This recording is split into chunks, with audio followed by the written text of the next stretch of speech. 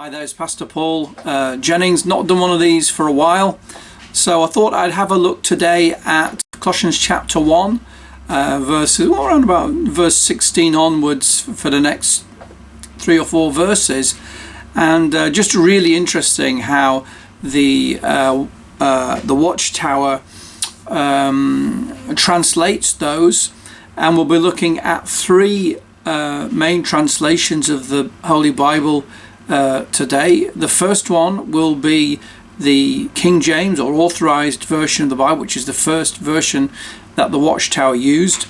The second will be the New World Translation of the Holy Scriptures, which was their major turning point theologically, doctrinally, as far as their translation of the Scriptures went.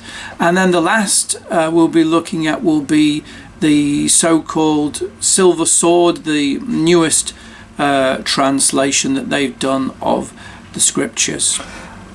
Okay, so we have the first translation that the Watchtower used, which is the King James version of the Bible, and I'll just show you.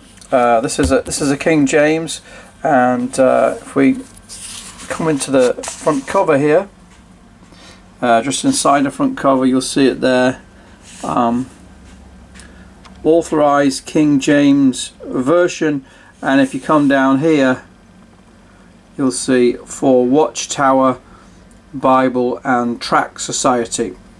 So that's the first version that I'm aware of, anyway, that the Watchtower Society used.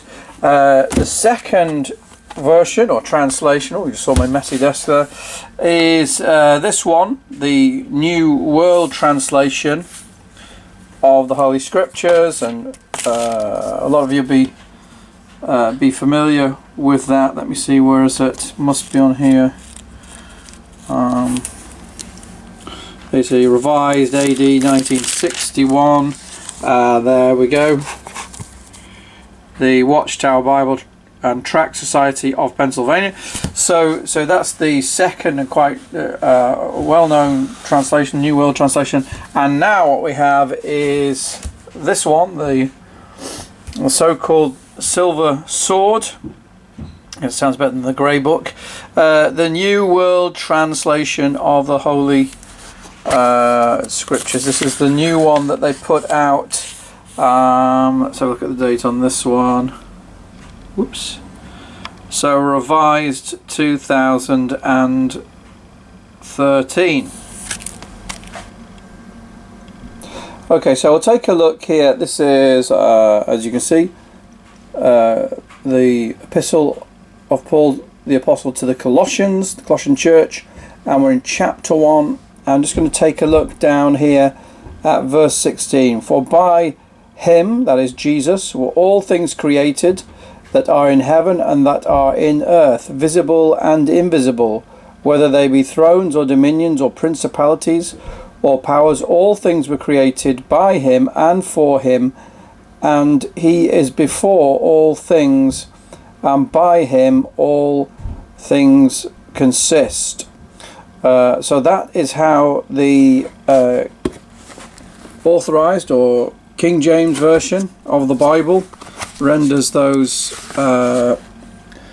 passages. And as you see there, King James version, Watchtower Bible and Tract Society. Now let's compare that with version 2, the New World Translation of the Holy Scriptures. That's my finger. There we are. You'll notice the difference straight away. He is the image of the invisible God, the firstborn of all creation, because by means of him all other, can you see the brackets? All other things were created in the heavens and upon the earth, the things visible and the things invisible, no matter whether they are thrones or lordships or governments or authorities. All other, notice the brackets, things have been created through him, through Jesus, and for him also he is before all other, in brackets, things, and by means of him all other, in brackets, things were made to exist.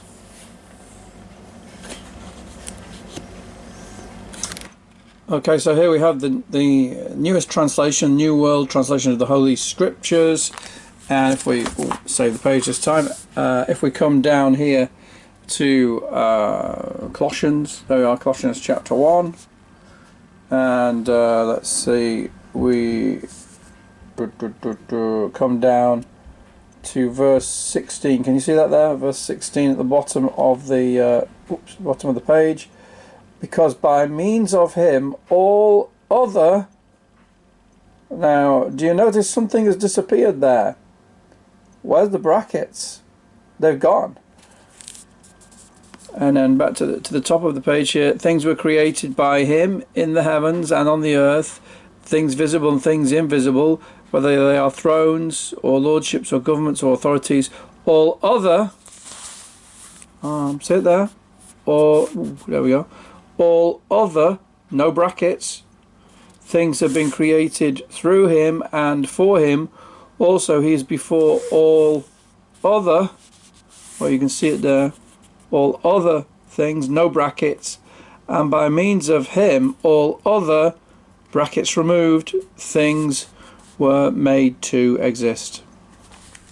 Okay, so the use of brackets really is to separate one text from the rest of what is written. So for example, if you were reading a book, you might come across something where you find those things, they say, you know, editor's note, and the editor will say something about the passage you're reading, and that will be contained in brackets, showing that it is not part of that particular paragraph or text. And so by using brackets, what the Watchtower is doing, it is really what Bible translators call adding clarification. By putting those words, the word other, in brackets, it's saying, look, this is really, we've got to put this in here to help you understand. But we're making it clear it's not actually part of the text. It's not found in the Greek. And if you research this, you'll find that the word other or anything like it, or anything to indicate that the text is saying that, is just simply not in the original languages. And I've spoken to a few witnesses over the years, and to elders, and prior to the coming of this translation, they would say the same. Yes, we just put that in there for clarification, really. And you can see from the King James Version, it's not in there in the original Bible that they used. So it's been put in there, and for some time they have acknowledged that the use of brackets, but the putting in of the word other completely alters the meaning of the text from that which we have in the King James Version. My brother Bill did a very good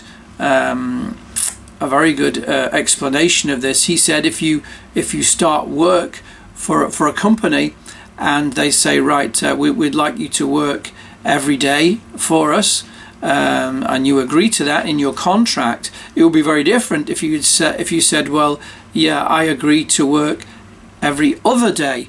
And so by using the word other, what it does is it diminishes the deity of Christ, and of course that is in keeping with Watchtower theology, but that is an imposition upon the text of the scripture. You won't find that concept in that passage of Colossians. So what we find from the newest revision of the translation of the Witnesses, that having removed the brackets, it now looks like the word other is part of the original text.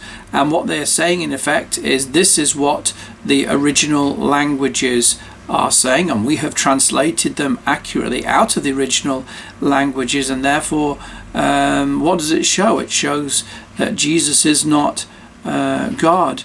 But that doesn't come from the Bible. That comes from their organization imposing it upon the Holy Scriptures. So naughty, naughty. You knew what you were doing. And if you love the Bible and you care about truth, then you will ditch that version, that translation of the scriptures, because it has some serious errors in it. Well, God bless you, and I hope that if you are seeking and searching for the truth, that you will have the courage to leave that destructive organization, and that you will truly be free. He whom the Son sets free is free indeed.